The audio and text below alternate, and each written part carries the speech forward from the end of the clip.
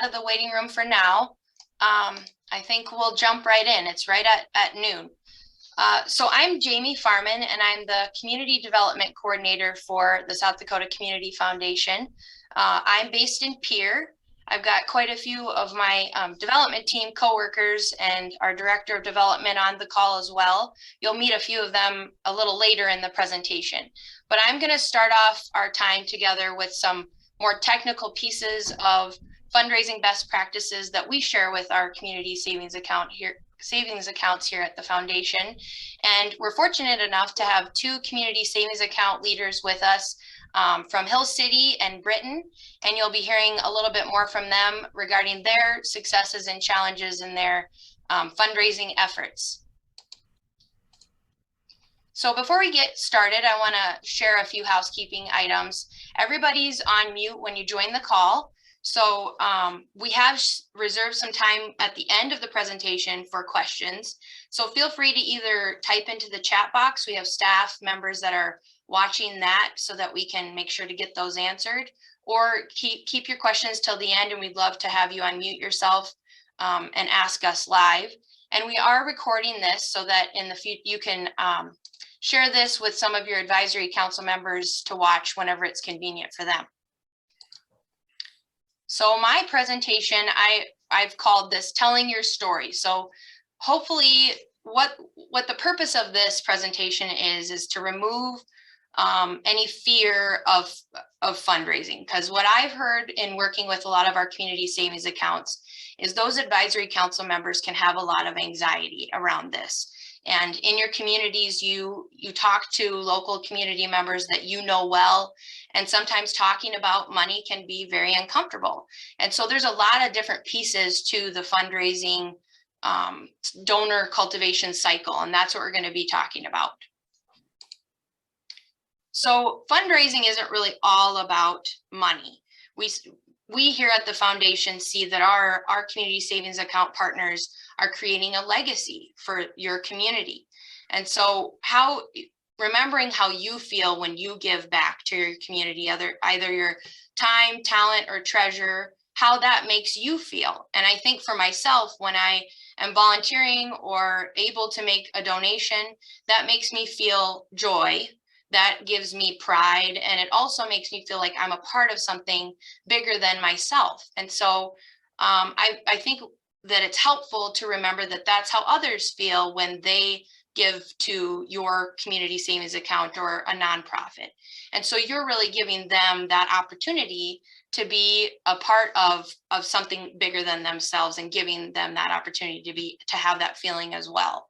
So you're really wanting to look for friends for your organization, not necessarily the donors. And that's really starting with the emotional aspect and not starting with the rational side, which I'll talk a little bit more about into the presentation.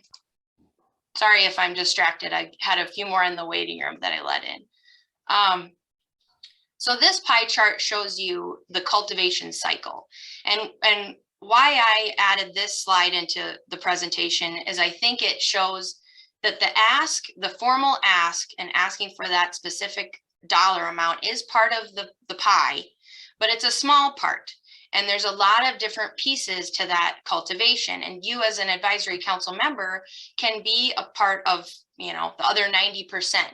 And so it's not always that formal dollar amount talking about money piece. So the first piece to the pie is identifying prospects, which we've all done that, looking for community members that are either living there currently or have lived there, have some tie to the community. That's a big piece of the pie. And then once you identify those prospects, you're moving them into educating them about your community savings account, the grants you've given, and cultivating that relationship that you want to make sure that they understand who you are and what your mission is and the legacy that you're trying to create for the community. Then the next step would be the ask, which if you've really educated and cultivated that relationship, a lot of times that will happen organically. It may not be a formal meeting that you have with them. It may just be that they ask, well, what are you needing? I understand your mission. I want to be a part of the community and help with this effort. What are you looking for? What's your goal? And then after they give, and we hope that they give, then we move into the thanking and recognition piece, which is around 25%. And then we move into, and that's a very important piece of the puzzle, and all donor or all board members can be a part of that. And every donor wants to be recognized in a unique way. So we want to give them that joyful giving experience. And if you know the donor well and you've cultivated that relationship, you'll know how they would like to be thanked and what would be best. And then the last piece is involving and engaging them. So we want to continue to make sure that we're sharing with them what we're doing at the local foundation, what grants we're giving, either through mailers or a phone call or a thank you event. It just kind of, it can be different for every foundation.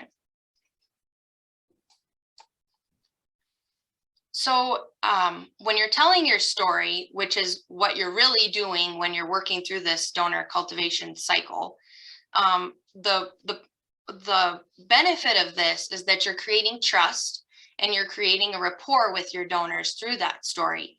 And you're helping them in a more informal way make that decision that they would like to be a part of your mission. And focusing on the emotional aspects of your story is important. So, and what I mean by that is the rational side is the numbers. You know, maybe how many backpacks are filled through the backpack program, or how many dollars need to be raised to make this new community center happen. That's the rational side. The emotional side is the lives that this donation will impact, the difference that this would make on little Jimmy that does take that backpack home every weekend. So really focusing on the heart and the emotional side of your grants that you're giving through your community savings account is important. So asking yourself, why does your CSA deserve support?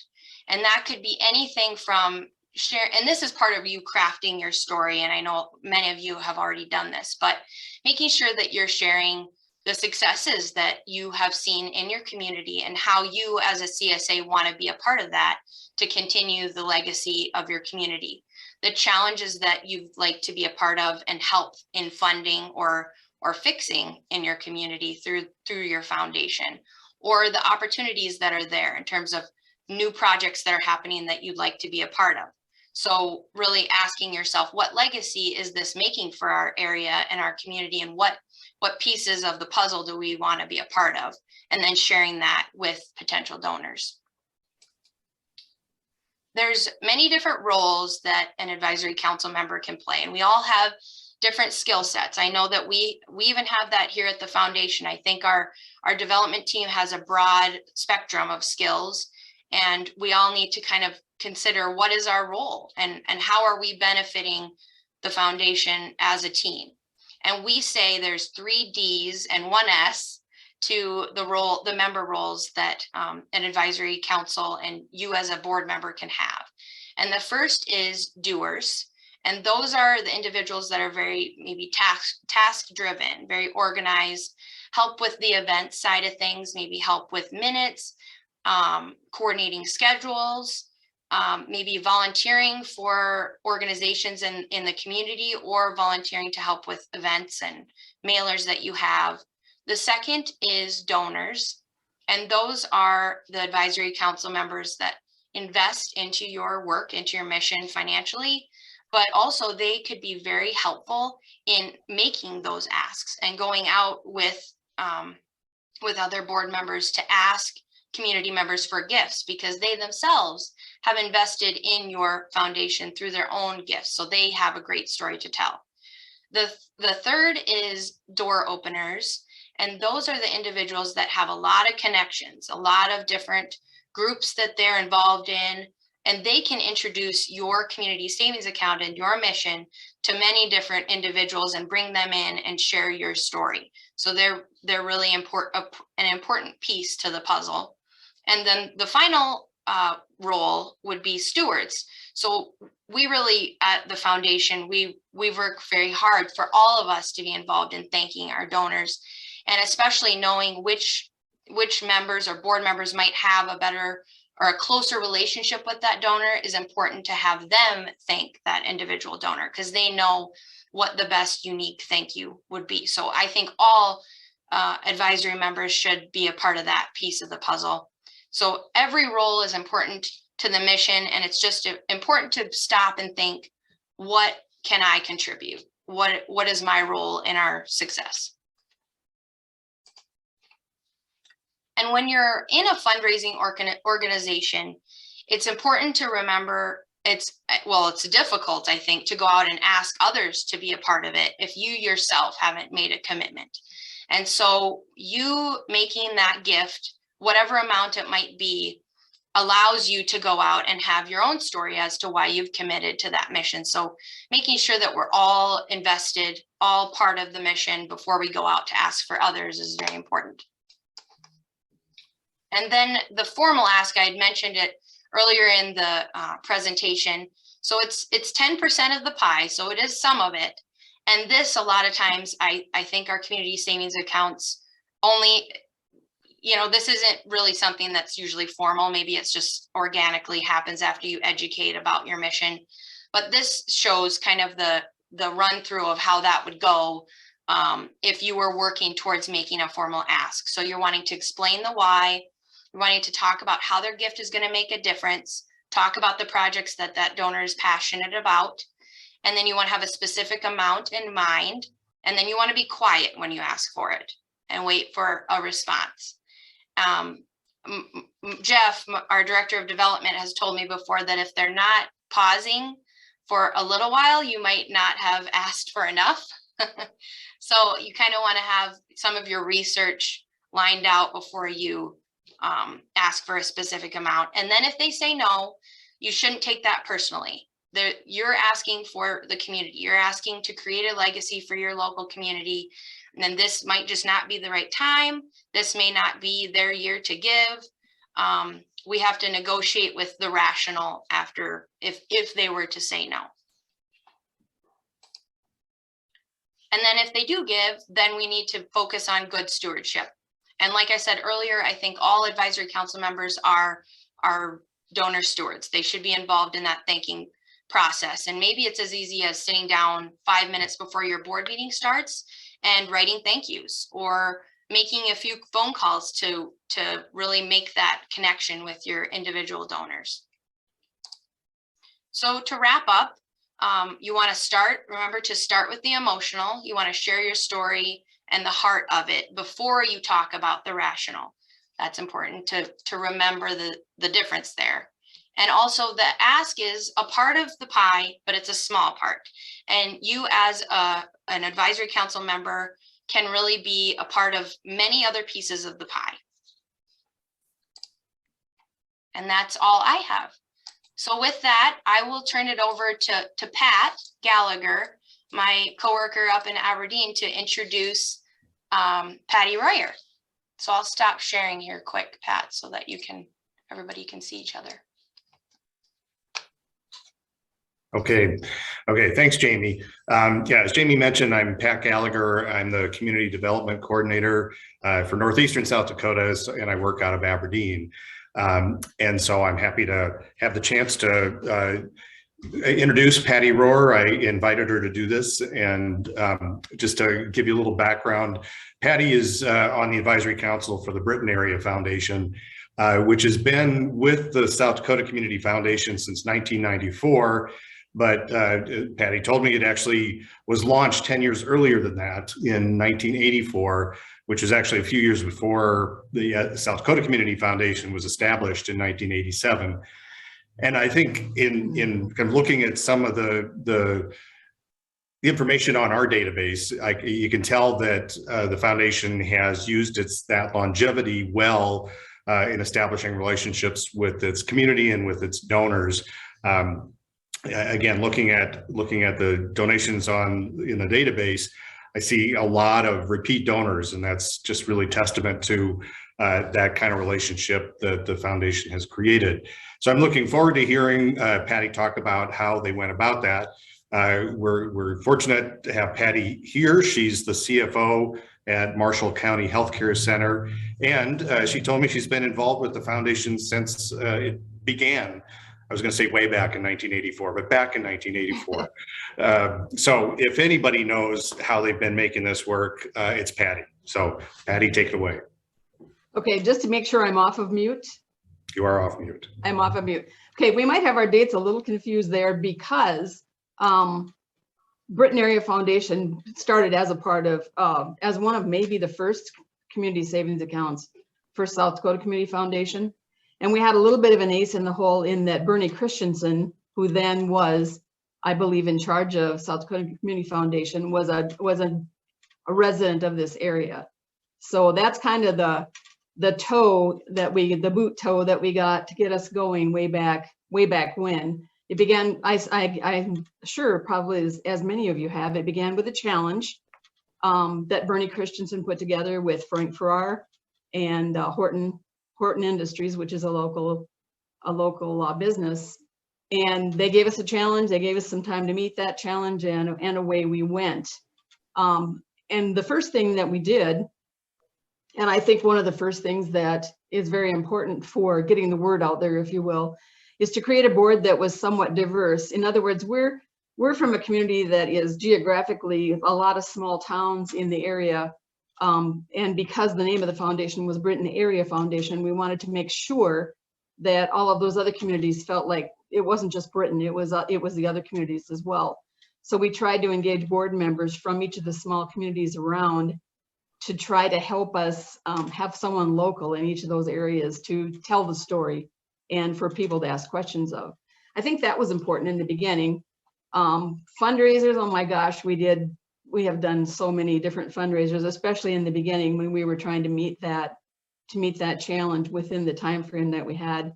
We did everything from the auctions that I'm sure a lot of you have done to decorating dolls and auctioning those off to you name it. We did lots of things. All of those things gave us opportunities to engage with people and answer the questions about, well, what is this? I mean, what is Britton Area Foundation? What are you trying to do here? My little speech to that, as I'm sure many of yours is, I was involved, have been involved over the years in the Chamber of Commerce, the Development Corporation, et cetera. We'd come up with wonderful ideas for the community, things that we really wanted to accomplish. And then after we got the idea, we would go out and try to figure out how do we raise money to make this happen without letting the idea fizzle while we're trying to raise money. So the idea of a savings account that is there perpetually for us to use the proceeds of to accomplish those things, to me, was wonderful, because then you can, you've got a seed, you can get going with the ideas that you have in the community, the things that need to be done, and you've got a way to get started. So for me, it was all about helping to have something available without having to raise it after the ideas happened. And so throughout all of that, the fundraising, the individual contacts with people, meeting their first individual challenge, one of the, you've met people along the way, you've told your story to, and try to keep in touch with those folks as you've gone along. One of the things that we did, and it's kind of as fundraising goes, it's not huge amounts of money all at one time, but you just don't know what you don't know until something wonderful happens, I guess. We started doing memorials. So, in a community, when someone passes away, people like to give a memorial, and they don't always know exactly where that memorial should go to. So we gave a place for people to give memorials. We created some little sympathy cards with a little form that you fill out and send back, and et cetera. And then we decided, unless someone said they wanted to be anonymous, we would publish quarterly in the local newspaper memorials given in memory of and from whom. And it's not only because everybody, as we heard earlier, everybody likes to be thanked differently, or recognized, I guess is a better word, differently, but it reminded people that, oh yeah, that would be a good place for memorials to go. And in some cases then estate funds as well. come your way, because people are reminded that this is someplace I can't decide if it should go here, if it should go here, if it should go here. Maybe if I just give it to Britton Area Foundation, we can accomplish all of that by giving it in one place. One of my favorite stories, I guess, because this is a question that I think Jamie sent to me, what is their favorite story of generosity to our foundation? And it was cool enough to me that I actually kept the note. But all of a sudden one day we received a note from someone, and basically the note says, "I have come to Britton, to the Britton community for many years to hunt, fish, and have a good time. And we have always been treated royalty. This is to show our appreciation." And it was accompanied by a $10,000 check from someone that I had no idea who this was, nor did anyone on our board. We finally, obviously we had an address. We sent the thank you. We did a little research. I can't really say, even still, we know exactly who these people are, but for the next 3 or 4 years in a row, we received a similar note and a check from these folks. They obviously knew about Britton Area Foundation somehow. So someone in this community that they came in contact with, whether it was in a gas station or a restaurant or who knows, knew the story, told the story, or maybe they saw one of our photos in the local newspaper. Which brings me to something that one of our board members, Ralph Scary, calls, I think, blowing your own horn, I guess. When we do give a donation, we're fortunate in that our local newspaper will allow us to either present the check to someone in a photo, put a little blurb in the paper with that, or if it's something that can be photographed, if it was like a fire truck or, something that we can actually take a picture of that we've helped to finance. So that's one way to keep yourself in front of the public and let them know you're still there. After 25 plus years, in the case of Britton Area Foundation, it gets, you can get set, okay, we've got some money now, we're more giving out money than we're taking in money a lot of times. You can get kind of sedentary if you're not careful and not remember to keep your name out there and keep people knowing that this is a place where you can give your money, where it can continue to do good for this area for many, many years. So there's things that, as I listen to what Jamie had to say, there's things that I'm thinking, yeah, we could do a better job of that. And this little lunch and learn is a good reminder of those are some things that we need to keep in mind and keep doing. As far as keeping in touch with individuals, we all have individuals who have adopted, I guess, our foundations as one of their regular places to donate money. Personal contact with those folks is obviously the very best way to do that. And we see each other all the time in a small community and have opportunities for conversations. We have done booths at the local winter festival or Farmen home show or whatever they call it in your community. And it amazes me still that when you got a booth that has your name on it and people walk up to you and say, well, what is Britton Area Foundation? You're not doing a good enough job of letting people know who you are and what you do and why and what it's for. And so it's fun to be able to rake those folks in and say, you need to know about this. This is something that that you'll someday you really want to know about. So why did I say yes to being part of Britton Area Foundation? Goes back to the thing about wanting to have money to do projects, before the project is decided or before the project comes along. We do not do mailers, never have. I'm not sure that we shouldn't. It's just not something we've ever done. Technology now with things like Facebook and all the other ways that you can put yourself out there. There's definitely some things that Britton Area Foundation needs to do better. And that's probably one of those, so that you can reach donors. Not everybody reads the newspaper.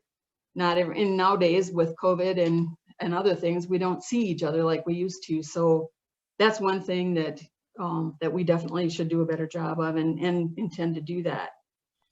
Basically, we've been blessed. We have had our opposition and Hill City, and those are the rest of you that are kind of just getting started. You're going to have the folks in your community that are more interested in instant gratification, I guess. where if you've got $10,000, you should put it directly toward something rather than put it away and just operate off of the interest that's generated from those funds. That's not necessarily wrong. It just didn't create the savings account that we were after when Britton Area Foundation was created. So that's a continuing conversation that we have with folks all the time, and that's okay. I mean, not everybody has the same idea of how they want to donate money, basically. But we've been surprised over the years with, as I said, we've had the memorials that come in that are $20 and $30 and $50 at a time, and all of a sudden, Grandma Jones passes away or whoever it is, and they remember the foundation in their will, and so you've touched someone by the things that you've done over the years. Other than that, I guess that's Jamie, unless you can think of something, or Pat, that I've forgotten to touch on. The one thing I want to add, Patty, you talked about the donor who sent you the $10,000 check and wondering how they found out about you. The thing I love about Britton is there's a Britton Area Foundation sign, and I think every entrance to the community. And I think I'll give everybody else permission to steal that idea. So on behalf of Patty. Yeah, it's the welcome to Britton signs that are at all four highways coming into town. We have put signs on those, as have some other organizations. But you're right. It's kind of just a reminder to folks as they come and go that we're here. Yeah. Nothing else from me, unless you can think of something else, Jamie. That's great, Patty. My name is Beth Massa, and I am the Director of Foundation Relations for the Community Foundation. And I have had the pleasure of working with a number of CSAs in this community since I came on board almost 7 years ago. Mm-hmm. Since then, we have been able to increase the community savings accounts out in this region by 4, adding Faith, Phillip, New Underwood, and Hill City. Mm-hmm. And before I get into introducing Pat, I just wanted to put a little plug out there. There's a really great book that's called Asking, and it's by Gerald Panis. It is probably one of the best books that I've ever read. It takes a little under an hour to read, but gives you some really great advice and some really great tidbits to hold in your toolbox. We can give you the link to purchase that book if you want to.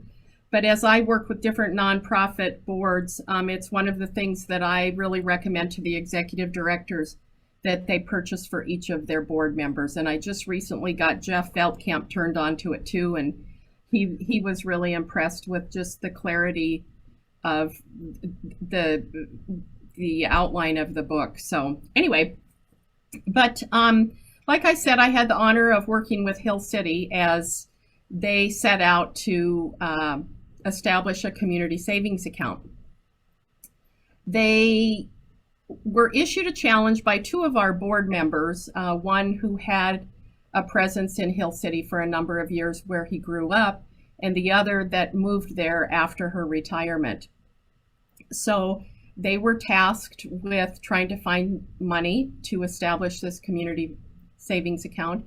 And Jennifer from our accounting office at the Community Foundation told me that it was exactly 2 months from the date of the first gift that they received to their final gift, pushing them over the 200,000 mark. So they really went to town, went great guns, and their success was really, I would say, built, maintained, whatever you want to call it, with the help of Pat Wiederhold, who has, I'm surprised that when people see him coming down the street, they don't run because they know he's going to ask them for money for some project in the community. But he and Stacia Peters, who I think Stacia was on the call, I don't know if she's still on, the 2 of them and one other community member in Hill City really raised an interest in my mind when they set out to raise a little over $1 million to upgrade their track for the high school in Hill City. And they were successful with that. And so I knew that if Hill City was going to be successful, Pat had to be involved. So I'm going to turn it over to Pat. He's a great guy. He owns a very successful mountain climbing store in Hill City, right across from Alpine Inn. So if you're eating at Alpine Inn, just cross the street and head on over and say hi to him. So Pat, I'm going to turn it over to you. Okay, thanks, Beth. Well, as Beth said, we are brand new, and I think the biggest reason that I got involved and the people that are involved with it is some of the stuff that Patty alluded to, is that this is just a great long-term thing for the community. And I think anybody that's been in a small town knows that, you know, people come and go, and there's people that are really active, but they get tired or they move on. And then, you know, whatever thing is available, there's not people to make it happen. And this at least kind of builds a funding mechanism in for some of those great ideas that come along. We did a lot of the things on Jamie's list as far as how we went out and asked people. We put together, we brainstormed the list, and I've been here for a while, and a lot of the people on the committee have been here for a while. So if I didn't know them, somebody else did. I think there are some people that are afraid to ask. I'm not one of those people. It tends to keep the amount of friends low, which is fine. But all joking aside, we made a real effort of just getting to, I think it takes a little longer, but getting to the people and just sitting down and asking them in person. And we didn't necessarily ask for a dollar amount. What we did was we kind of used examples of what people had already given as what they might envision in their gift. You know, so for example, we'd say, oh, Bob committed 25,000 and Damaris committed 25,000. And so, you know, this is, and we're trying to get to 200,000. So we kind of let them take that into consideration. I think one of the mistakes that we started a scholarship foundation 10 or 11 years ago that's still going through the community foundation. But I think one of the mistakes we made then is we often asked for too small of amount. And ask for $1,000 and they give you $1,000, but you know, it takes a little longer to raise $250,000, $1,000 at a time versus $25,000 at a time. So don't hesitate to ask, you know, ask for more, or give examples of people that have given more and just kind of leave that set. I think a lot of times we would try to get people that would ask that maybe knew somebody that had the ability to give, but maybe better than me. So, you know, oh, Stacia, you know this person better. Do you feel comfortable asking? And if she would, great. And if she wouldn't, if she didn't feel comfortable asking, then maybe I would ask and say, hey, I was talking to Stacia or Danielle or whoever, and they said that you might be interested in doing this. Let me tell you a little bit about it. And I think that approach for us has really been the most effective as far as just getting to people and asking them, and make sure that they understand that, you know, we don't know their situation. They may be able to give a lot. They may be able to not give at all. They may be able to, maybe they don't want to give. That's fine. And don't take it personally. I've been told no a lot, and it's, you know, that's fine. It's their money. They can do whatever they want with it. And I think it's also the easy sell for us was that Hill City has so many great people in it, and the people that live here are very proud of their town. And this is a great way to set something up that will last for a long time to be able to fund lots of good things going forward. And I think that has been something that maybe lacks in a lot of small communities. And so it's pretty neat when people give and know that they're going to be helping things for the long term, so to speak. I think, one of the fun things for me, or maybe the gift that I appreciate the most, is kind of what Patty alluded to, is people that I've been here a long time, but people that I don't know. And we've only been doing this for 2 or 3 months. All of a sudden a check shows up and they want to be a part of it. And maybe people that have just moved here or only been here a couple of years, but are excited about being in the town and want to support it. I like that kind of stuff. And we do send out thank you cards, but I think most everybody has tried to make a point, not just me, but everybody on the advisory council or whatever, has tried to make a point of personally thanking people. And I think that goes a long ways.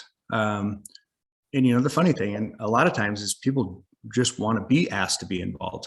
They have the money, they're just sitting on the sideline waiting for somebody to ask. And so the other thing I would say, I guess, about asking is always make sure you follow up. So if you talk to somebody and they want to think about it, that's great. Just see if you can set a time in the near future where you can swing back around and visit with them. They like to follow through, I think, and they also like to know that you really do care about whether they give or not, and that you're taking time out of your schedule to visit with them a little bit. I don't have a lot of other stuff. Is there something, Beth, that you think that we should chat about a little bit more? Or? One thing that I think is important that you did was when you decided that you were going to accept this challenge, that you made sure that the Chamber of Commerce knew about this, and she would consistently send e-blasts. And then also we contacted the newspaper there, and she was more than willing to really join in on what was going on and wanted to give updates. And then also your approval of donors that we could publish their names in different things. I think those were really powerful for I think your team there. Yeah, I think you're right. I mean, I'm a big proponent of particularly businesses that give back to the community. I think that if they're okay with it being published, I think people should know that where they spend their money in town, they're taking a portion of that and putting it back into the community. And I think that's a big deal. I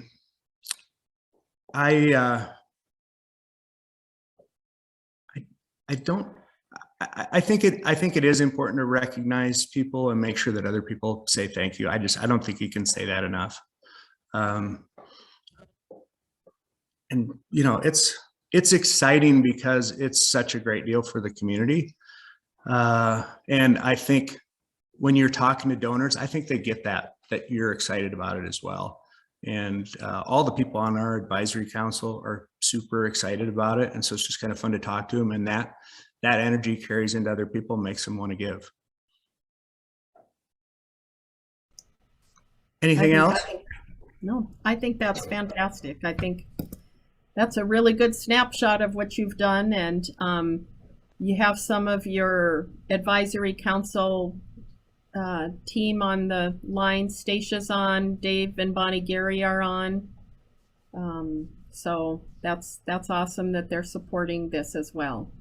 Well, and I think to your point about the people that are involved is the people that are on the advisory council aren't necessarily people that have been here forever. It's a pretty wide range of people that, maybe are from here and people that are new to the area. And when you get people that are new to the area or have been at another place before they get here, they have great ideas you can bring to the table. And I think that all helps in raising money and making just the CSA in general successful. Yeah. They all have their network. So that's right. I have a question, Pat. I was wondering, did you do any type of events, or did you focus more on one-on-one visits? We have, well, so the events that we did when we first, I wouldn't call them events, but we had like informational meetings. So we came to the chamber. We are very lucky to have a outstanding chamber director, and she talked to a lot of people and sent out emails. We did one thing at a restaurant. The one event to kick it off or to talk about it that we had a blizzard that day, so there's like 4 people there.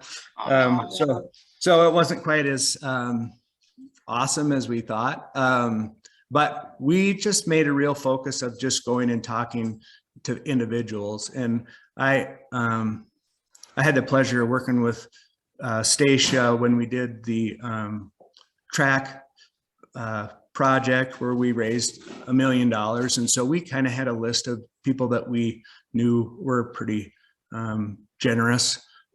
So we could start there, and we had formed that relationship, you know, in lots of areas, but also with the track project. So we just kind of started there, and people would say, oh, I know so-and-so, I can talk to him. And I'm happy to talk to him. And so it just kind of snowballed from there, and people were super generous, and people liked the fact that we were asking them to be included. That's great. Yeah, and the reason I asked that is that I think the events are a great way. We've seen that with other CSAs, and Patty, jump in if you want, but the gatherings, the informational gatherings are great, and that's probably pretty easy to plan, which is nice, but I know that does take a lot of man hours sometimes for putting on these events. And so it's great that you saw success, and actually more success, in just visiting with those that you know and just going one-on-one. Do you feel like you had more success in raising funds when you went one-on-one to visit with those that you knew versus the informational, you know, just the gatherings and that kind of thing? Yeah, I would say more, but I was surprised at people that just came to the events, and we hadn't had a chance to circle back around to them, and then they sent a check. So, you know, that was, I think both are beneficial. We just thought it was the best use of our time, and a good way to kind of get people talking to people one-on-one. Sure. Patty, do you have anything to add to that, or? Nope, I do agree about the informational gatherings. The ones that we did in the beginning were more to get out to the communities outlying from Britton and have little like lunch and learn type things in those communities.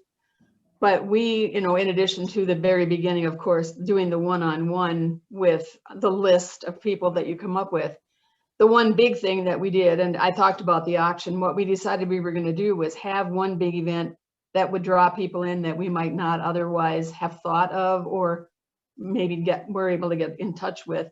And we decided to auction off things that you couldn't necessarily buy somewhere else, like pontoon rides on the lake, or a lady donated a lasagna dinner for 6 with cheesecake dessert that she would deliver to your home, things that you couldn't buy. That it was kind of fun, but it was a lot of work. It did get a lot of people in the area to know what Britton Area Foundation was and what it was all about. And that kind of was more the reason for the event than the funds that were raised. Sure. Well, thank you. I'm going to open it up. If anybody else on the Zoom has a question for Pat or Patty, we'd love to hear it. You can type it into the chat box or unmute yourself.